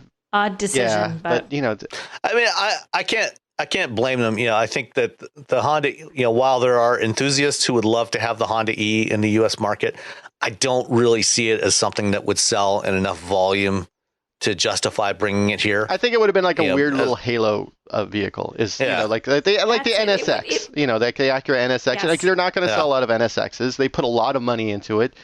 I think the same thing. I think maybe they would have sold 20,000 units, which would have been fine. But people would have looked at it. They would have talked about it. They would have had, and it would have changed that sort of idea that Honda is behind on EVs. That's exactly it, Roberto. Yeah. It doesn't matter really how many they would have sold in the end. It would have been the perception that they're moving in a direction that there's not a perception they're moving right now. Yeah. It would have been worth it possibly just for that. All right. Let's see. Next up, Jeff Curtis asks, how likely is it that the government will reinstate or raise federal tax credits for Teslas? Also heard about an increase to $12,500. So I think Congress will do something to bring in, that's part of the proposal, the infrastructure proposal from the Biden administration. I think Congress will ultimately do some sort of new incentives or revised incentive program for EVs. I think that this proposal that came out of a Senate committee this week for, a $12,500 tax credit is nuts. I think they need to get away from the tax credit thing and just do a point of sale rebate, because, especially for, lower to middle income customers, a lot of them are not even going to be able to take advantage of a tax credit that big. The only ones that are going to be able to get the full $12,500 are higher income people, and they don't really need that tax break. it should be a point of sale rebate. And I also think that the incentive should be based on a cap on the purchase price of the vehicle, like maybe $50,000 or less. So, I think that there's no reason that anybody that can afford $100,000 car, like a Hummer EV or a Model S or Model X, they don't need a tax break. They can afford it. So much a matter. I mean, they might not need a tax break. I mean, if they can afford a $50,000 car, but if you're contemplating whether or not you want to make the move to an EV, in a different point of view, not so much just like, oh, they don't need the money, they're already making a lot of money, they can afford it. But if it encourages people to move towards EVs, the more you see on the road, the more you accept that as being a viable mode of transportation. And I think it does something to getting people to switch to EVs. But I think, especially for the more premium vehicles, I don't know that seeing a few more of those on the road is going to be that big a help. I think it would be more of a help to see a lot more mainstream vehicles, mainstream EVs, in the $30,000 to $45,000 price range, Ioniq 5s, Kia EV6s, Honda or Kia VW ID4s, and whatever else comes out. I mean, there's a bunch of other stuff coming. Making those cars more affordable, I think, would have a bigger impact in terms of getting more unit volumes out there. Yeah, I think New York and California both have a cap on the state tax incentive. I think it's $60,000. But the sort of point of sale, like, tax rebate or I'm sorry, cash back or whatever. I think that's a bit more exciting for folks who are looking to buy these vehicles. Because you go in, you're like, oh, I'm going to get this much money back. And you're like, no, hold on. Let me tell you how this works. And then it becomes this like, oh, okay. And when you add complexity to a system like this, it's sort of, especially when you're dangling 12,500, and that's based on, they're going to keep the 7,500, then you get 2,500 more if the car is built in the United States, and an additional $2,500 more if the car is union made, which I'm like, hey, cool, built in the U.S. and union made, that gives these an incentive for union, go union. But yeah, it needs to be I think they need to change it from a tax credit to, we're going to take this much money off this car when you buy it at the lot. When I go and buy. Yeah, that would definitely, I agree that would definitely be easier. Forget all these rebates. Just say you buy an EV, we're going to take X off. Yeah, that would be much easier than. And especially, given that, I think a large proportion of customers, if not most customers, a big part of their buying decision is based on what is the monthly payment going to be. Mm-hmm. And, they know how much they can afford to pay every month. And, if you've got to go in and pay, $45,000 up front for something like, let's say, an Ioniq 5, they haven't announced pricing yet, but let's say, as an example, or the ID4, okay, $40,000 for an ID4. And, if the payments on that work out to, let's say, $400 a month, and you can only afford $300, well, you're going to walk away from that deal and buy, maybe buy a Tiguan instead. Whereas, if that rebate is at point of sale, instead of $40,000, now you're talking $32,500, or 30, or whatever it comes out to. And now your monthly payments are something that's in the range you can afford. You're more likely to buy that vehicle. Mm-hmm. So I think that, because of the way, particularly for Americans, the way Americans tend to buy cars, I think that it's more important to ditch the whole tax credit thing and just do point of sale rebates. Yeah, I think I've talked, whenever I talk about the ID4, I try to talk about their lease deal. It's like $379 for 3 years, and you get 3 years of free charging with that. And I think that feels way more compelling, because that tax thing sort of like works into the lease, way more compelling than the $40,000 price, because 3 years, it's 45, $450, $500 a month. That's a lot of money, especially when you're, again, when I was painfully broke as a student. I mean, I think I paid maybe $1,000 in taxes, and then as you sort of work up, you might not, what you're paying taxes might not even come up to $12,500, like you're saying. Maybe it's $5,000. You're like, oh, well, now I just feel like I've lost, $7,500 because I'm not, I don't make a lot of money. So it's kind of tricky It's a trick. Yeah. And that's part of why leases have been so popular with EV customers over the last 10 years, because the leasing companies actually factor that tax credit in, because they know they're going to get the tax credit. So they factor that into the lease price. So you get that monthly payment down. And so a lot of people have opted for the leases because they can get those really good deals on it. And they don't have to deal with the hassle of trying to claim the tax credit the following year. Yeah. And also, battery technology moves pretty quickly. So I'm always, when people are talking about an EV, I'm like, look into a lease. Because in 3 years, battery technology is going to advance. It might not advance a lot, but it might advance. Maybe everyone keeps talking it's going to be 4 or 5 years from now, but maybe solid state. Maybe someone will have that nut cracked. But everything moves really quickly. You're going to get that tax credit up front. And then, if you have a car that has 250 miles, and in 3 years, cars are coming out with 500 miles because some smart student at Stanford dropped a Coke inside of his battery, and now it makes it work better. I don't know. Poof, that's all it took. Was Coca-Cola Classic. Turns out it's the real thing. Yeah. The miracle. A miracle. So it's cash up front on the table. Bam. Yep. All right. Next up, Jeff Turner. He had a question about the F-150 Lightning. Said on the podcast, said that vehicle-to-home integration with Sunrun is done through the CCS connector. So that's the DC charging connector that's on most new vehicles, most new EVs. Can you confirm? I've been assuming that they would do this through the AC 1772 connector. So when you look at the EV charge port on most EVs that are not Teslas, there's two parts to the charge port. There's the original, the round part that has 5 pins in it. That's the SAE 1772 connector. That's for AC charging. So if you're plugging it at home, that's what you're going to use. And then CCS is the same thing, but it adds 2 more big pins for the direct current fast charging that sit right below it.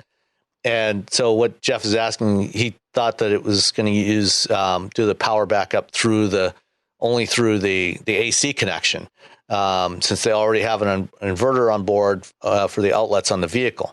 There's a difference between using an onboard inverter with an AC connection versus a DC connection to a stationary inverter in the home. SAE is a standard for roaming inverters because the interconnection requirements are more complex.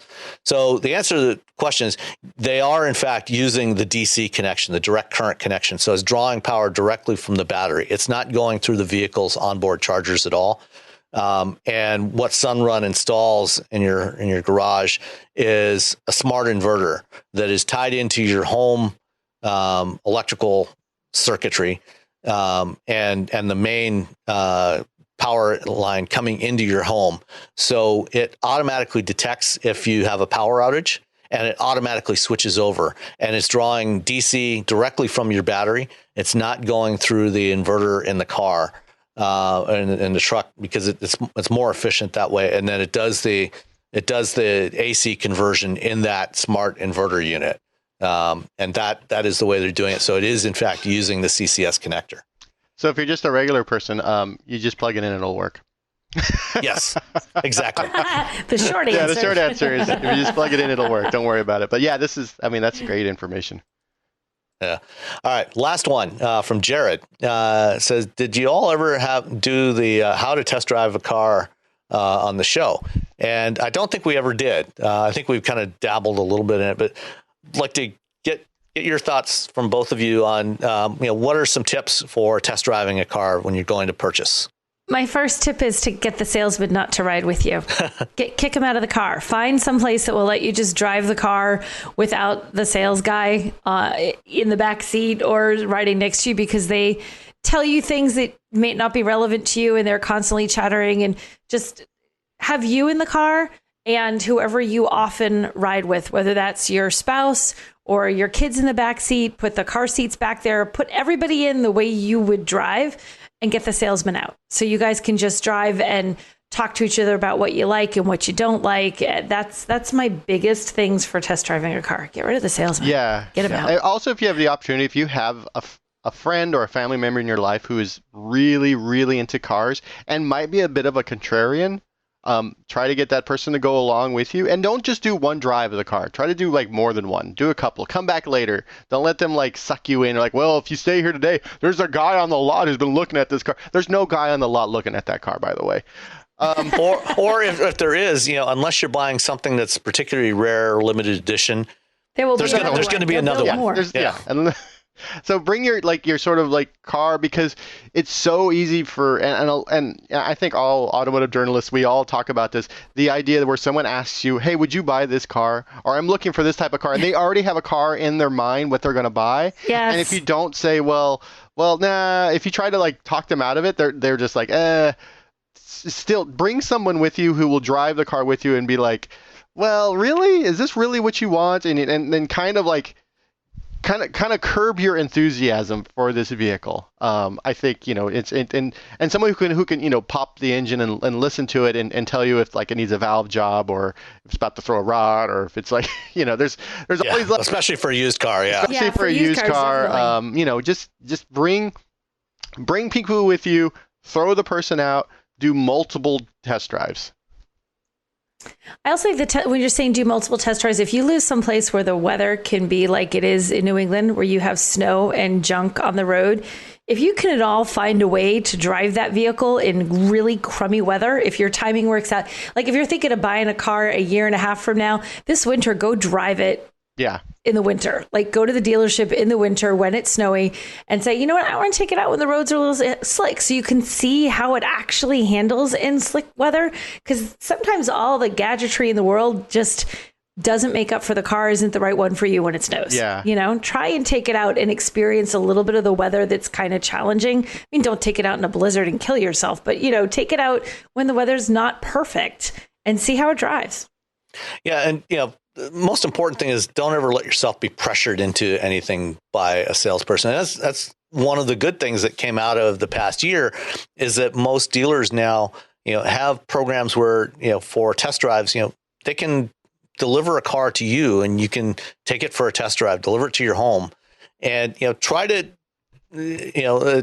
expanding on what Nicole just said about, the weather, just in general, try to drive it in the same kind of environment that you're going to drive in.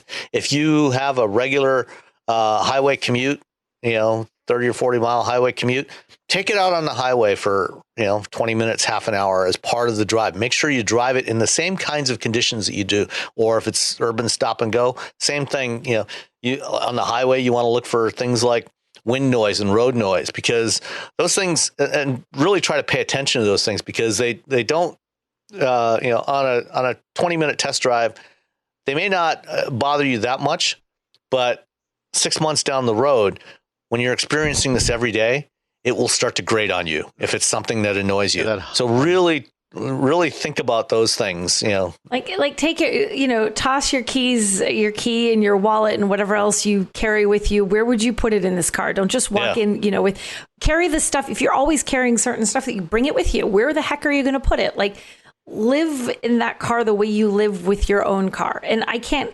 emphasize enough, if you have kids, get those kids in the car. I know some sales guys cringe at the thought. I remember when my girls were little, like, you're putting your, dirty, sticky fingered kids in there. Yeah, because I'm going to buy this expensive vehicle. Yeah. If I can't get my kids in their car seat in that back of that car and not feel like I whack my head on the door frame because the angle of it is just wrong with my kid in my car seat, like, try it out with your kids, especially if the kids are little, because you're going to have to get in and out of that door if it doesn't open wide. You're going to have to be the one to finagle getting them buckled if they're at a point where they buckle, or just, getting them into the car seat. That makes a big difference. And again, it's one of those things you think, oh, whatever, I'll get used to it. No, it'll drive you nuts if it doesn't work the way you want. Yeah, it gets worse the longer you have to deal with it. and if you're getting a 3-row SUV and you plan to use that third row, use it.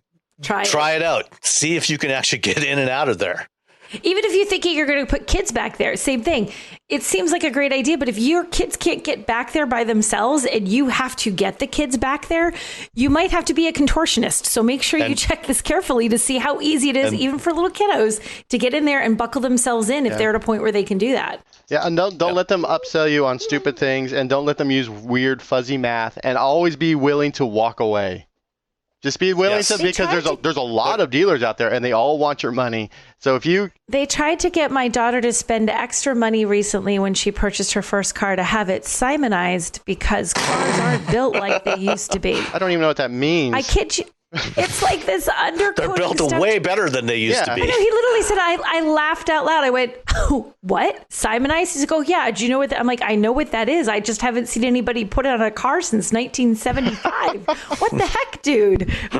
Yeah, I've seen I've had people, they've did a thing where they put, they etch numbers onto the windshield. And they're like, oh, this is a $500 thing. We're etching numbers. So if your car gets stolen, it'll be easier to find. And we're like, I'm like, if the car gets stolen, I don't care because I have insurance. The car gets stolen, disappears. Oh, well, that's the end of that.